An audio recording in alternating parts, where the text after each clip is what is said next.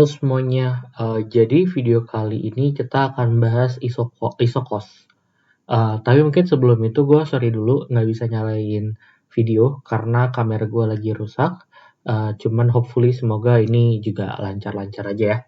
Nah, oke, jadi kalau di pertemuan sebelumnya kita udah sempet bahas isokuan ya sebenarnya.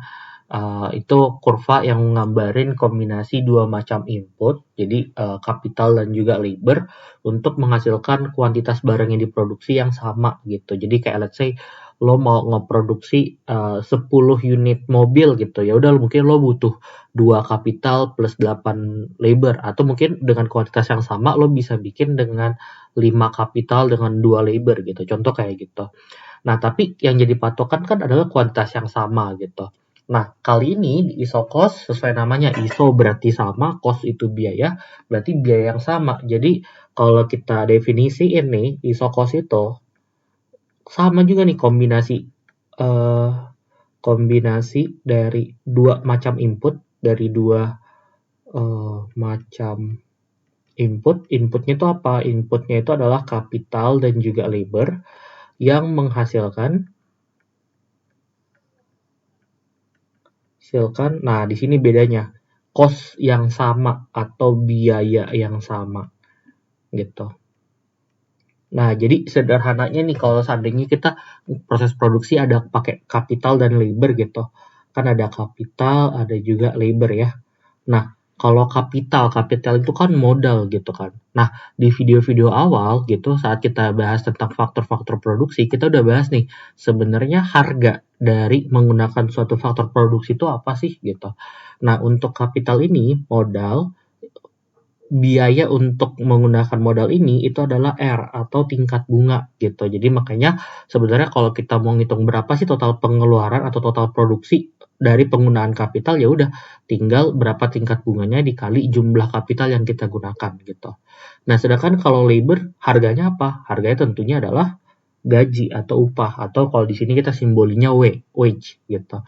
Jadi sebenarnya kalau seandainya RK ini dengan WL ini kita tambahin, berarti secara tidak langsung kita bisa dapat dong sebenarnya berapa sih total biaya produksi yang bisa dihasilin gitu, atau yang dihasilkan gitu. Nah, di sini gue pakai simbolnya C atau cost gitu ya. Nah, dari persamaan ini kita bisa lihat sebenarnya kita tinggal ubah-ubah. Kalau kita asumsiin ya R dengan W-nya ini konstan, maka sebenarnya akan ada banyak banget kombinasi kapital dan labor yang bisa menghasilkan nilai C yang sama gitu. Nah, berarti itu kalau kita ilustrasiin dalam kurva gimana gitu. Nah, sama juga nih kita pakai sumbu horizontalnya labor, sumbu vertikalnya kapital gitu ya. Nah, udah nih, dia itu mirip kayak budget line gitu. Jadi bentukannya menurun dan dia juga lurus gitu. Nah, jadi contoh nih gitu, kayak kalau seandainya kita menggunakan labor-nya di sini 2, kapitalnya di sini 8 gitu. Jadi kalau seandainya kita gunain 8 kapital dan 2 labor, nah ini bisa aja nih sebenarnya biayanya itu sebenarnya sama ketika kita menggunakan 5 labor dan 2 kapital gitu. Oke, tapi ini bukan berarti hasil produksinya sama ya, tapi ini hanya akan menunjukkan biaya produksi yang sama gitu. Nah, kalau kita mau tahu nih kira-kira berapa sih kemiringannya gitu, atau berapa sih slope-nya gitu. Cara ngitungnya gimana sih? Nah, jangan lupa dari video-video kemarin kita sudah selalu bahas, kalau kita mencari slope atau kemiringan, maka selalu menggunakan rumus apa? Selalu menggunakan rumus delta sumbu Y dibagi dengan delta sumbu X. Nah, sumbu Y-nya apa? Sumbu Y-nya ya kapital kan? Ya enggak? Per delta sumbu X. Nah, sumbu X-nya apa? Labor gitu. Jadi, delta K per delta L gitu. Cara carinya gimana? Nah, balik lagi nih, sebenarnya dari persamaan yang tadi udah kita definisiin bareng-bareng. C sama dengan RK tambah WL gitu ya. Nah, coba kalau seandainya nih, ini kalau seandainya kita pindahin WL-nya ke sebelah kiri gitu ya. Jadinya kan berarti kayak gini ya. WL-nya jadi minus gitu. Nah, kedua ruas kita bagi dengan R gitu. Jadinya di sini kan jadi 1 per R dikali C dikurang W per R dikali L gitu ya. Di sininya K. Nah, kalau kita turunin nih K-nya terhadap L, maka hasilnya berapa? hasilnya adalah ini gitu. Nah, karena nilainya adalah selalu minus, maka di sini untuk slope-nya pasti minus ya. Karena kan dia menurun ya, bentukan kurvanya gitu. Jadi ini pasti nilainya adalah sebesar minus W per R gitu. Atau nilai dari rasio harga input gitu. Atau kalau kita mau gampangnya, kita bikin nilai absolutnya gitu. Jadi W per R gitu. Nah, sebenarnya ini konsepnya mirip-mirip juga dengan budget line. Kok masih ingat kalau di materi budget line gimana? Nanti bisa coba cek di video sebelumnya ya. Nah, kalau di budget line sebenarnya bisa jadi kurvanya berubah kalau seandainya ada beberapa faktor berubah kan. Nah, sama juga di isokos. Akan ada perubahan-perubahan yang bisa terjadi kalau seandainya si isokosnya ini berubah gitu. Sekilas kita lihat nih kalau rumusnya C sama dengan RK ditambah WL gitu, maka berarti satu hal yang pasti adalah perubahan pada harga faktor produksi gitu. Jadi kayak contoh perubahan harga W gitu. Harga W ini bisa jadi ini mempengaruhi pergerakan dari si budget line-nya. Jadi kayak contoh nih ini budget line-nya L, di sini K gitu. Nah, normalnya mungkin di sini gitu. Kalau seandainya W-nya turun gitu. Jadi kalau seandainya W-nya turun gimana? Kalau W-nya turun, berarti kan labor jadi lebih murah, iya nggak?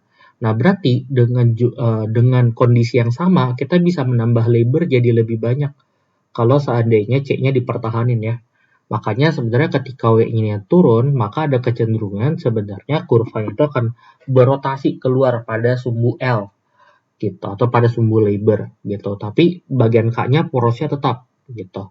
Nah, gimana kalau harga W-nya naik gitu? Kalau harga W-nya naik, yang terjadi adalah kebalikannya.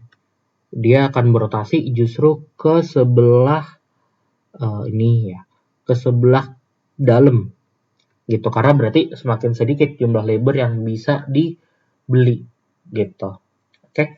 Nah, gitu juga sebenarnya kalau seandainya tiba-tiba terjadi perubahan juga nih. Perubahan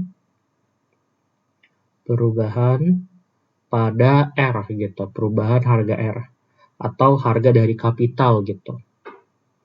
Sama juga dia akan sifatnya berotasi, tapi berotasinya itu bukan pada sumbu L, tapi dia akan berotasi pada sumbu K gitu. Jadi kayak contoh, kalau seandainya harga R-nya itu turun gitu atau tingkat bunganya turun, yang terjadi apa? Berarti si produsen itu tuh bisa menggunakan jumlah kapital yang lebih banyak dari yang seharusnya atau lebih banyak dari yang sebelumnya gitu, karena harganya jadi berkurang kan.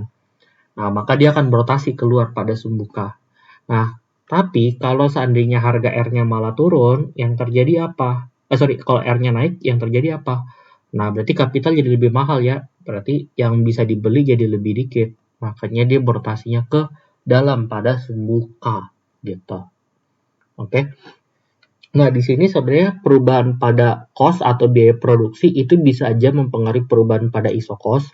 Cuman bedanya kalau di produsen sebenarnya di bagian keseimbangan, cost ini tuh yang akan kita berusaha untuk minimisasi gitu. Jadi sebenarnya untuk sementara yang bisa mempengaruhi perubahan pada isokos ya cuma dari harga dari faktor produksinya aja gitu. Oke. Nah, sekian mungkin video untuk isokos. Nanti kita akan bahas lebih dalam lagi di video keseimbangan produsen. Biar nanti kita bisa nyatuin si isokos sama si isokonnya ini. Oke, I think itu aja untuk video kali ini. Thank you for watching. Kalau ada pertanyaan boleh langsung ditanyain aja ya di kolom chat. Thank you so much.